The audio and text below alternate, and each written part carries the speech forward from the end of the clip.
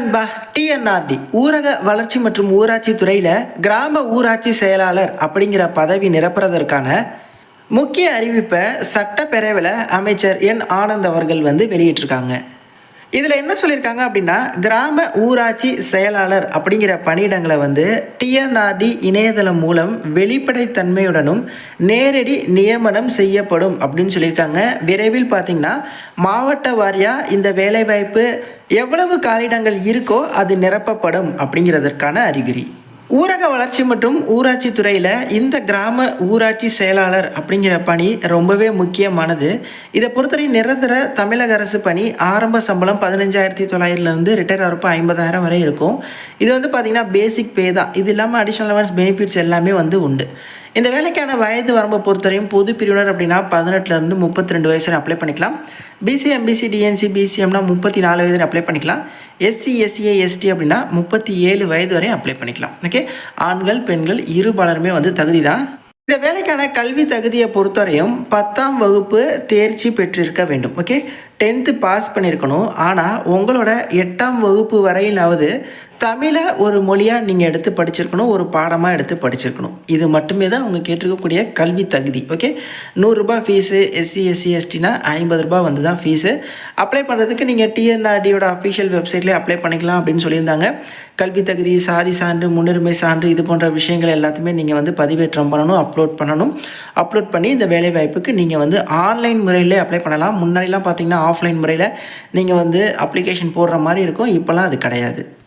Okay, இந்த வேலைவாய்ப்பு கடைசியாக எப்போ வந்துச்சு அப்படின்னா 2025 நவம்பர் மாதத்துக்கிட்ட மாவட்ட வாரியாக வேலைவாய்ப்பு ரிலீஸ் பண்ணியிருந்தாங்க. நிறைய காலிடங்களும் கொடுத்துருந்தாங்க இந்த பஞ்சாயத்து செக்ரட்டரி பணிக்கு. ஓகே, கடந்த முறை என்ன ஆச்சு அப்படின்னா பல ஆயிரம் பேர் அப்ளை பண்ணியிருந்தாங்க ஆன்லைன் முறையில். அதுக்கப்புறம் இதுக்கான இன்டர்வியூக்கான ஷார்ட் லிஸ்டிங் லிஸ்ட், அதாவது யாரெல்லாம் இன்டர்வியூக்கு தகுதி யாரெல்லாம் தகுதி இல்லை அப்படிங்கிற லிஸ்ட் ரிலீஸ் பண்ணியிருந்தாங்க. அவங்கவுங்க நம்பர் போட்டு பார்த்தா நேர்காணலுக்கு தகுதியாக இல்லையா அப்படிங்கிறது தெரிஞ்சிடும். யாரெல்லாம் தகுதியாக உங்களுக்கெல்லாம் நேர்காணல் நடத்துறதுக்காக தயாராக இருந்தாங்க. பட் அந்த குறிப்பிட்ட தேதியில் நேர்காணலை ஒத்தி வச்சுக்கிட்டே இருந்தாங்க. அதுக்கப்புறம் இந்த வேலைவாய்ப்பு அப்படியே கிடப்பில் இருந்தது. ஆட்சி மாற்றமும் ஏற்பட்டிருக்கு. இந்நிலையில் இந்த வேலைவாய்ப்பு நிரப்பப்படும் அப்படிங்கிற அப்டேட் வந்திருக்கு. ஸோ புதிதாக அப்டேட் வருது அப்படின்னா ஆல்ரெடி அப்ளை பண்ணவங்க ப்ளஸ் புதுசாக இப்போயும் அப்ளை பண்ணுற தகுதி கொடுத்து எல்லாருக்கும் ஒரு வாய்ப்பு கொடுத்து தான் இந்த வேலைவாய்ப்பு நிரப்புவாங்க. ஆல்ரெடி அப்ளை பண்ணவங்க இருக்கட்டும், புதிதாக நீங்கள் எப்போ விருப்பப்பட்டாலும் நீங்களும் அப்ளை பண்ணுங்கள். எல்லாருக்குமே சேர்த்து அடுத்த கட்ட நகர்வுக்கு, அடுத்த கட்ட இன்டர்வியூக்கு இவங்க ப்ராசஸ் பண்ணுவாங்க. அது தொடர்பான அப்டேட்லாம் வந்தால் தான் நமக்கு தெரியும் அது எப்போ வரும், எப்படி அப்ளை பண்ணுறது, இது போன்ற தகவல் எல்லாமே இப்போதைக்கு ஜஸ்ட் ஒரு இன்ஃபர்மேஷன் தான் வந்திருக்கு.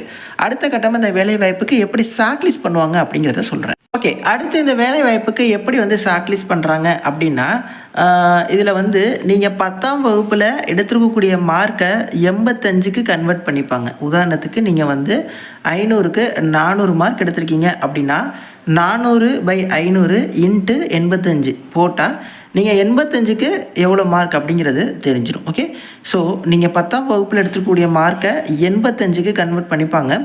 மீதி உள்ள 15க்கு உங்களுக்கு நேர்காணல், basic knowledge on the local bodies, அப்புறம் பர்சனாலிட்டி. ஸோ இதில் பார்த்தீங்கன்னா உங்களுக்கு 15 மார்க்குக்கு உங்களுக்கு இன்டர்வியூ இருக்கும். Basic knowledge of local bodies அப்படின்னா இந்த ஊரக வளர்ச்சி இது தொடர்பான கேள்விகள். ஸோ இது எல்லாமே உங்களுக்கு ஒரு 10 மார்க்குக்கும். அப்புறம் பர்சனாலிட்டி அப்படிங்கிறது உங்களோட பர்ஃபார்மன்ஸை பொறுத்து அவங்க கேட்கக்கூடிய கேள்வி, அப்புறம் நீங்கள் பர்ஃபார்ம் பண்ணுறது. ஸோ இதெல்லாமே பொறுத்து உங்களுக்கு அந்த பர்சனாலிட்டி டெஸ்ட் இந்த மாதிரி விஷயங்கள் எல்லாமே இருக்கும் அப்படின்னு சொல்கிறாங்க. இருக்கிற ஆதாரத்தை வச்சு இந்த வேலைவாய்ப்பு வரதுக்கான பாசிபிலிட்டி இருக்குது. நீங்கள் இதுக்கு முயற்சிங்க, இதுக்கு நீங்கள் ப்ரிப்பேர் பண்ணுங்கள் அப்படிங்கிறத மட்டுமே தான் நான் இந்த வீடியோ மூலமா உங்களுக்கு சொல்ல வரேன். நிறைய பேருக்கு இந்த வீடியோ ஷேர் பண்ணுங்கள். தேங்க்ஸ் ஃபார் வாட்சிங். Take care and bye. Tata.